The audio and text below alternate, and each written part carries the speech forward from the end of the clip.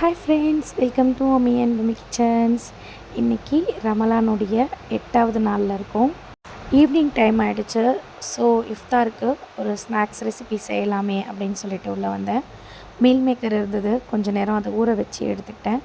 அதை நல்லா தண்ணி இல்லாமல் பிழிஞ்சு ஒரு மிக்ஸி ஜாரில் போட்டு நல்லா அரைச்சி எடுத்துகிட்டு வந்துட்டேன். அது திரி திரியாக இருந்தால் போதும், ரொம்ப மாவு பதத்துக்கு அரைக்க தேவை கிடையாது. அதுக்கப்புறம் அதை நல்லா அரைச்சி கொண்டு வந்த பிறகு அது கூடவே மூக்கடலையே கொஞ்சம் போல் ஊற வச்சு எடுத்து வச்சுருந்தேன். ஸோ அந்த மூக்கடலையுமே கொஞ்சம் சேர்த்துக்கிட்டேன். இதையும் சேர்த்து ஒன்றுக்கும் பாதிக்குமாக கொஞ்சம் போல் அரைச்சி கொண்டு வந்துட்டேன். இதில் தான் இன்றைக்கி நம்மளுடைய இஃப்தார் ஸ்நாக்ஸ் ரெசிபி செய்ய போகிறோம். எப்பயுமே வடை பஜ்ஜி அப்படி தானே சாப்பிட்டுட்ருக்கோம். ஸோ இன்றைக்கி டிஃப்ரெண்ட்டாக இது ட்ரை பண்ணலாம் அப்படின்னு சொல்லிட்டு ட்ரை பண்ணேன்.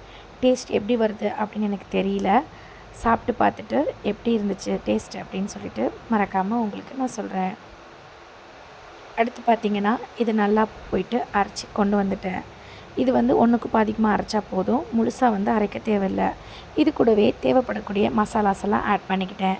இது கூட கொஞ்சம் சிக்கன் மசாலா, தனி மிளகாய்த்தூள், அப்புறம் தேவைப்படுற அளவுக்கு உப்பு, இதெல்லாம் சேர்த்து நல்லா பிணைஞ்சு எடுத்துக்கிட்டேன். இதில் லைட்டாக கொஞ்சம் போல் தண்ணி மட்டும் சேர்த்தா போதுமானது. இது கூட கரம் மசாலாவும் சேர்த்தோன்னா கொஞ்சம் வாசனை நல்லாயிருக்கும்.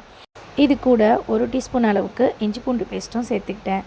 இதை நல்லா மிக்ஸ் பண்ணி இப்போது நம்ம எண்ணெயில் பொரித்து எடுக்க போகிறோம். இந்த காரம் எல்லா இடத்துலையும் படிகிற அளவுக்கு ஃபுல்லாக நல்லா மிக்ஸ் பண்ணிக்கிட்டேன். லைட்டாக தண்ணி ஊற்றி நம்ம மிக்ஸ் பண்ணோம் அப்படின்னா நல்லா பிணையிறதுக்கு ஈஸியாக இருக்கும். இல்லைன்னா தனித்தனியாக பிரிஞ்சு போயிடும். இது கூடவே பார்த்திங்கன்னா மைதா மாவும் கார்ன் மாவும் நம்ம ஆட் பண்ணிக்கணும். அப்போ தான் இந்த மாதிரி பிரிஞ்சு போகாமல் நல்லா திக்காக இருக்கும். எண்ணெய் நல்லா பேனில் காஞ்சிருச்சு. இப்போ நம்ம மைதா மாவையும் கார்ன் மாவையும் இது கூட சேர்த்து ஆட் பண்ணி அப்படியே இதில் பொரிச்சு எடுக்க வேண்டியதான். இதுவுமே நான் இப்போ புதுசாக தான் ட்ரை பண்ணேன், எப்படி வருது அப்படின்ட்டு பார்க்கலாம் அப்படின்னு சொல்லிட்டு.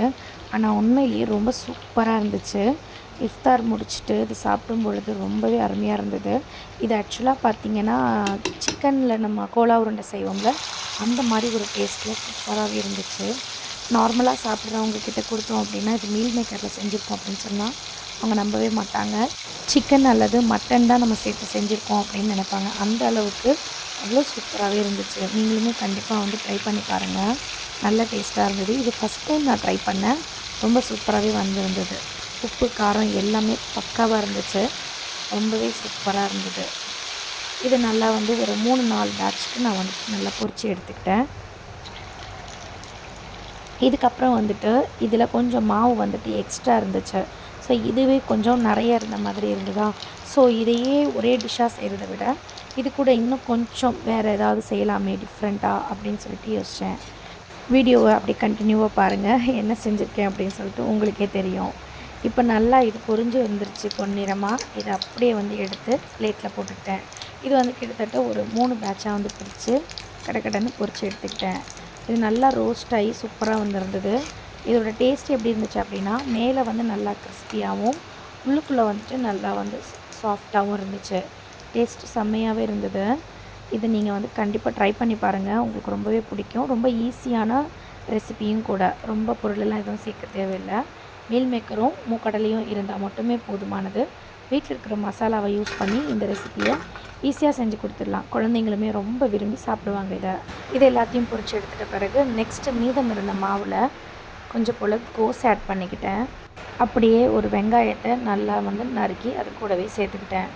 இப்போது நம்ம நார்மலாக சாப்பிட்றதுக்கும் இந்த மாதிரி கொஞ்சம் வெரைட்டியாக சாப்பிட்றதுக்குமே நல்லாயிருக்கும்ல. ஒரே டிஷ்ஷை செய்கிறத விட இப்படி ஒரு மாவுலேயே 2 வெரைட்டியாக செய்யலாம் அப்படின்னு சொல்லிட்டு இது கூட கொஞ்சம் போல் கார்ன் மாவு ஆட் பண்ணிக்கிட்டேன். அதுலேயே அப்படியே அரிசி மாவும் கொஞ்சம் சேர்த்துக்கிட்டேன்.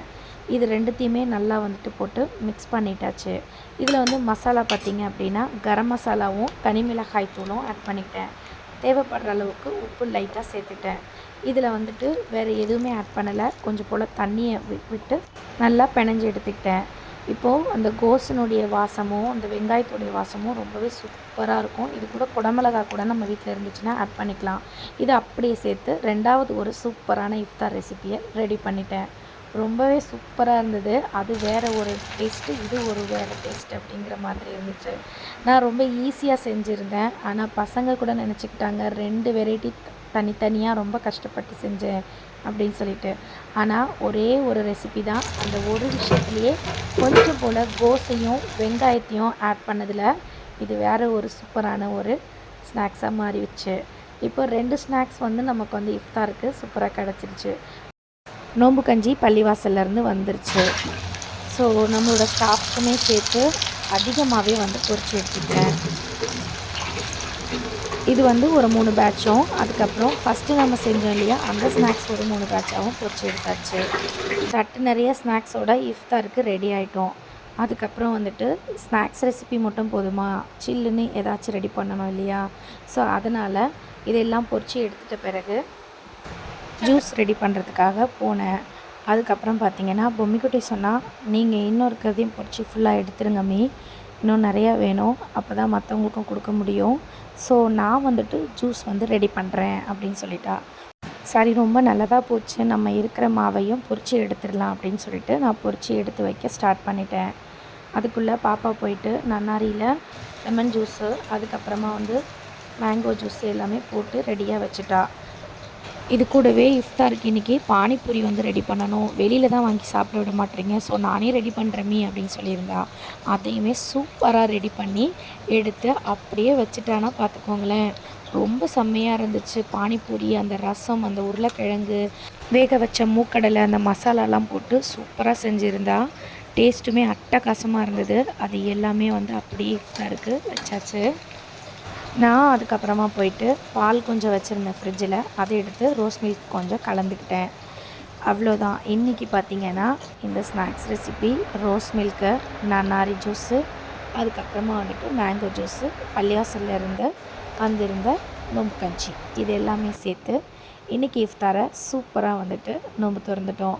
அல்ஹம்துலில்லாஹ். இன்னும் இருக்கக்கூடிய அத்துணை நோம்புகளையுமே இதே போல் சிறப்பாக வச்சு முடிக்கணும். அத்துணை மக்களுக்கும் சிறப்பான துவாக்களையும் கேட்டுகிட்டே இருக்கணும். நம்ம வீடியோவை தொடர்ந்து பார்த்துட்ருக்கக்கூடிய அத்துணை அன்பு உள்ளங்களுக்கும் மிக்க நன்றி சொல்லிக்கிறேன். நம்ம வீடியோவை இது வரைக்கும் சப்ஸ்கிரைப் பண்ணாமல் யாராவது வாட்ச் பண்ணுறீங்க அப்படின்னா சப்ஸ்கிரைப் பண்ணிவிட்டு பக்கத்தில் உள்ள பெல் ஐக்கானையும் கிளிக் பண்ணிவிட்டு வாட்ச் பண்ணுங்கள். அப்போ தான் நான் போடக்கூடிய அடுத்தடுத்த வீடியோ உங்களுக்கு நோட்டிஃபிகேஷனில் காட்டும். தொடர்ந்து நம்மளுடைய சேனலுக்கு சப்போர்ட் கொடுத்துட்டே இருங்க. உங்களுடைய ஃப்ரெண்ட்ஸ் அண்ட் ஃபேமிலிக்கும் ஷேர் பண்ணுங்கள். இவ்வளோ நேரம் பொறுமையாக நம்மளுடைய வீடியோஸை வாட்ச் பண்ண அத்துணை அன்பு உள்ளங்களுக்கும் மிக்க நன்றி சொல்லிக்கிறேன். இதே போல் ஒரு சூப்பரான வீடியோவில் நான் உங்களை அடுத்து சந்திக்கிறேன். தேங்க்யூ. பாய் பாய்.